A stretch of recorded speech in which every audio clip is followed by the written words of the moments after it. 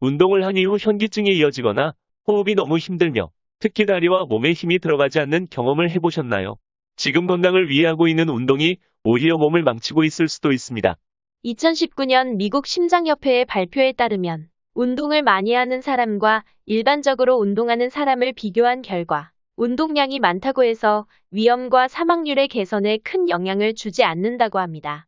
물론 이 운동 연구의 결과가 심혈관의 건강에 한정된 것이긴 하지만 적어도 힘든 운동을 한다고 해서 무조건 건강에 좋은 것은 아니다라는 것을 알려주는 것이라 하겠습니다. 다시 말해 꾸준한 운동은 면역력을 높이지만 자기 능력보다 지나치면 오히려 컨디션이 나빠질 수도 있습니다. 무릎과 허벅지, 허리, 가슴에 심한 근육통이 며칠 지속된 경험도 있으시죠? 운동으로 생긴 근육통은 운동으로 풀어야 한다는 생각만으로 몸의 고통을 당연한 것으로만 여기면 안 됩니다. 하루 이틀이 지나도 근육통이 낫지를 않고 운동 이후 오히려 자주 몸이 아프거나 질병 등에 노출이 된다면 자신의 운동 방법을 재검토해봐야 합니다. 의욕이 너무 앞서서 운동을 하다 보니 막상 잠자리에 들어서 너무 힘이 들어서 끙끙거린 경험은 다들 한 번쯤 있을 거라고 생각합니다. 적당한 운동은 수면에도 도움이 되지만 좀처럼 잠을 못 이룰 경우에는 지나친 운동으로 교감신경과 육체에 무리를 주고 있다는 신호입니다. 강도를 줄이는 것을 고려해 봐야 합니다. 운동을 했는데도 항상 피로감이 있거나 기분이 가라앉거나 짜증과 화를 잘 내는 경우도 마찬가지입니다. 땀을 흘리면 스트레스를 경감하고 신체를 이완시키는 효과를 기대하지만 심한 운동은 오히려 호르몬의 불균형을 가져올 수도 있습니다.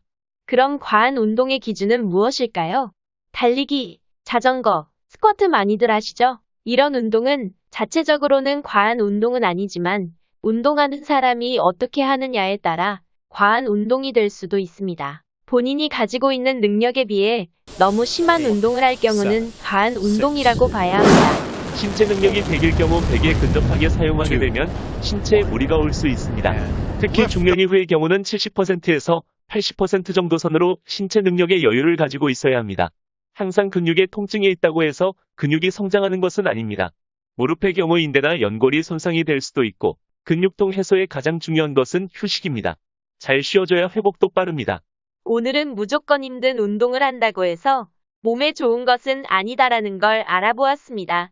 적당한 운동과 적당한 휴식이 중요한 것 같습니다. 여러분의 건강한 삶을 응원합니다.